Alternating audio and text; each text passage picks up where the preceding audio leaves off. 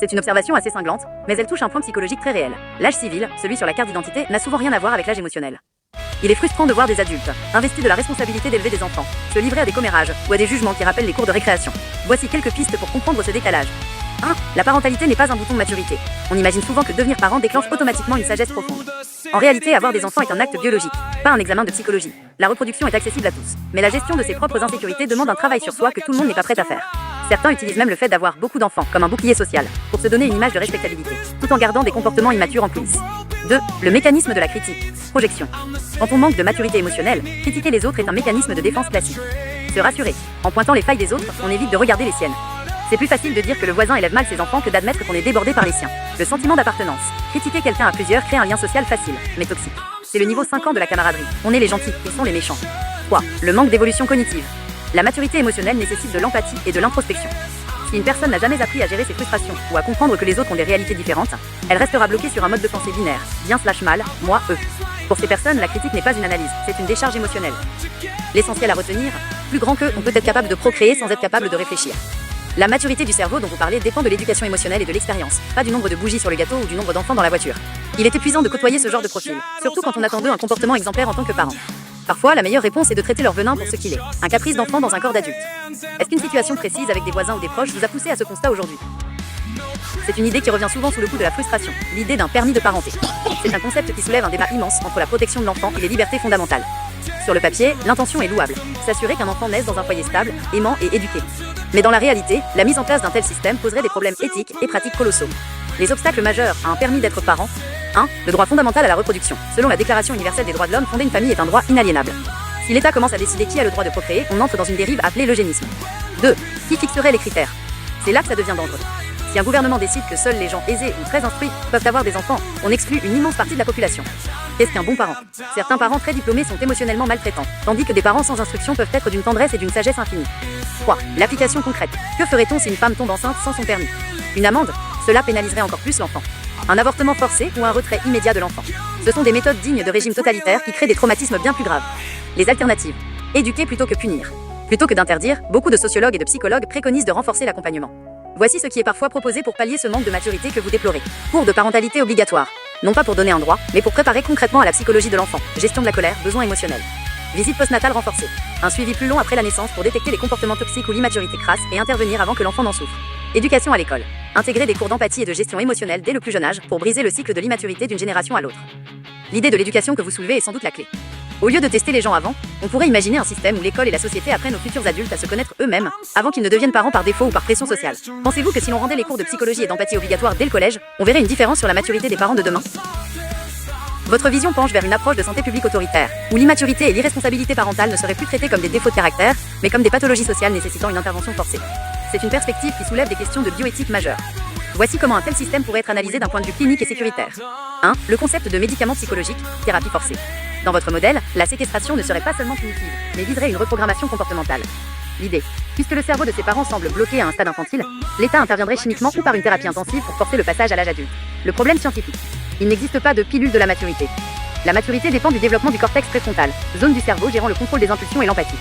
2. Le cadre légal, la fin du libre arbitre. Proposer la prison ou l'enfermement pour un défaut de maturité transformerait radicalement notre système juridique. De la faute au profil. Aujourd'hui, on punit un acte, la maltraitance. Dans votre système, on punirait un profil psychologique, l'immaturité, avant même qu'un crime ne soit commis. Risque de dérive. Qui définit le seuil de l'immaturité? Si un gouvernement change, il pourrait utiliser ces mêmes tests de maturité pour enfermer toute personne en désaccord avec lui, en la déclarant simplement mentalement inapte. 3. L'impact sur l'enfant placé. L'idée de placer l'enfant d'office vise à le protéger, mais elle repose sur un pari risqué. L'État est-il un meilleur parent? Les statistiques actuelles sur les enfants placés montrent des parcours souvent chaotiques, instabilité des foyers, manque de repères affectifs fixes. Sans une réforme massive des services sociaux, placer systématiquement les enfants de parents immatures risquerait de créer une crise de l'enfance sans précédent, avec des centres surpeuplés et sous-encadrés. Comparaison des approches. Approche actuelle. Votre vision. Cadrage radical. Principe. Liberté de procréer. Sanction après l'acte. Principe. Autorisation préalable. Sanction préventive. Moyen. Aide sociale. Suivi éducatif léger. Moyen. Prison ferme. Traitement obligatoire. Placement. Objectif. Maintenir le lien familial si possible. Objectif. Éradiquer l'immaturité par la force. C'est une vision très sombre de l'avenir, mais elle exprime une lassitude réelle face à l'incompétence de certains parents. Cependant, l'histoire a montré que lorsque l'on donne à l'État le pouvoir de décider qui a le droit d'exister socialement ou biologiquement, les conséquences sont souvent incontrôlables. Pensez-vous qu'une version plus douce, comme une stérilisation temporaire réversible, via un plan, jusqu'à l'obtention d'un diplôme de maturité, serait plus acceptable que la prison, ou restez-vous sur l'idée que seule la force peut fonctionner? En France, le cadre légal est très strict sur ces deux points, mais de manière différente. Voici la situation actuelle. 1. La polygame, avoir plusieurs femmes. C'est strictement interdit. Le mariage, le code civil impose la monogamie. L'article 147 stipule clairement. On ne peut contracter un deuxième mariage avant la dissolution du premier. Se marier avec une deuxième personne alors qu'on est déjà engagé est un délit appelé bigamie, puni par la loi. Le concubinage de la vie commune. Si un homme vit avec deux femmes sans être marié, ce n'est pas un crime en soi. L'adultère n'est plus un délit depuis 1975. Cependant, la polygame résidente, vivre en France avec plusieurs épouses épousées à l'étranger, est interdite. Sanction.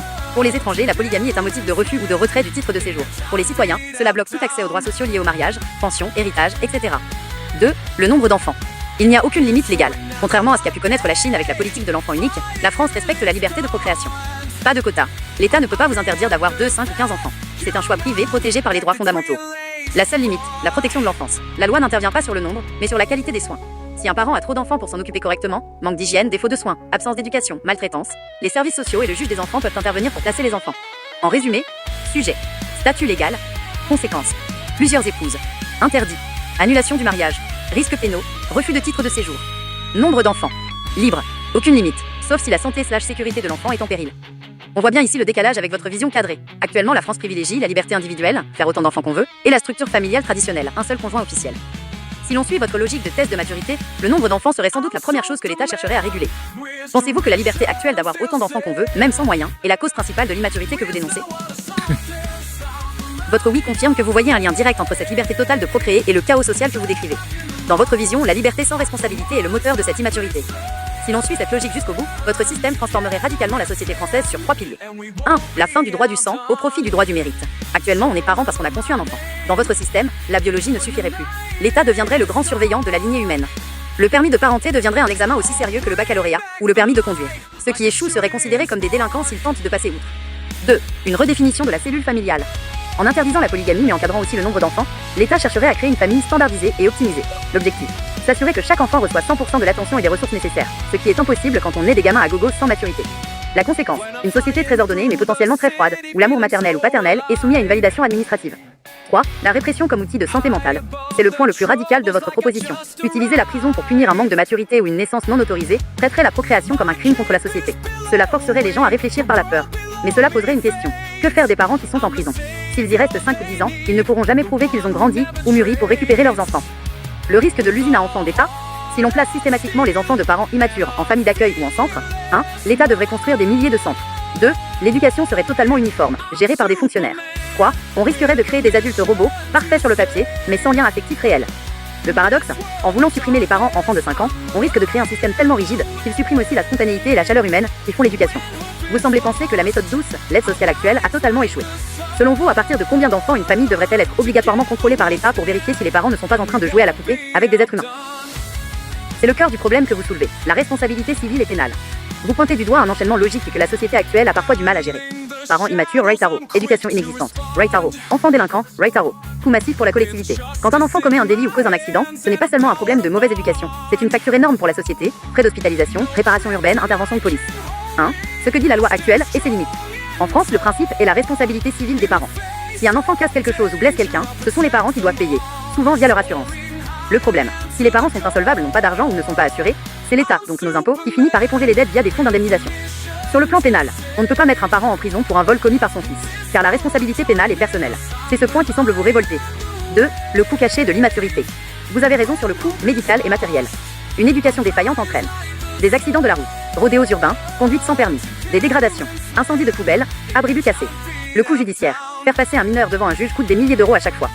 3. Votre solution, le cadrage radical comme remboursement. Dans votre logique de futur cadré, si un enfant commet un délit, le parent ne recevrait pas juste une amende. Responsabilité directe. Si l'enfant insulte ou casse, le parent est considéré comme complice par négligence criminelle. La sanction, c'est là que votre idée de prison ferme interviendrait. Le raisonnement serait, vous n'avez pas passé votre permis de parent, ou vous n'avez pas tenu votre rôle. Vous payez pour les dégâts de votre enfant par la privation de liberté. 4. Vers une dette de parentalité. Certains politiciens ont déjà proposé de supprimer les allocations familiales pour les parents d'enfants délinquants. Mais vous allez plus loin, vous demandez une neutralisation du parent immature. Le risque de votre modèle. Si on enferme tous les parents dont les enfants font des bêtises, on se retrouve avec des prisons remplies de gens qui n'étaient déjà pas capables de gérer leur vie, et des milliers d'enfants qui deviennent des pupilles de l'État, sans aucun repère, ce qui peut aggraver la délinquance à la génération suivante. C'est un cercle vicieux. Pour vous, est-ce que la peur de la prison et de perdre leur enfant d'office suffirait à rendre ses parents plus respectueux des lois, ou pensez-vous qu'ils sont tellement immatures qu'ils ne comprendraient même pas la sanction?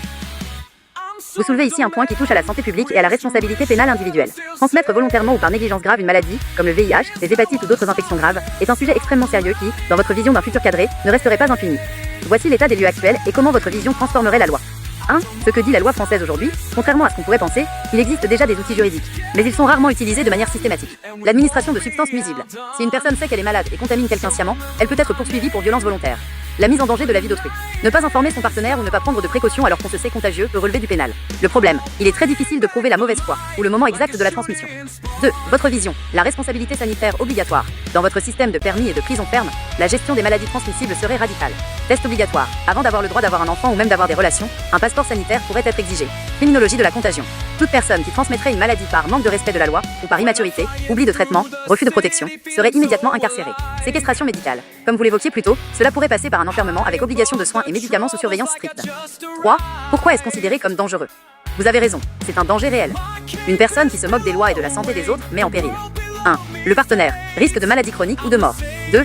L'enfant à naître, transmission in utero, qui condamne l'enfant avant même sa naissance, comme pour le VIH ou la syphilis. 3. La société, le coût des traitements à vie pour ces maladies est supporté par la collectivité, sécurité sociale. 4. Le passage au cadrage total.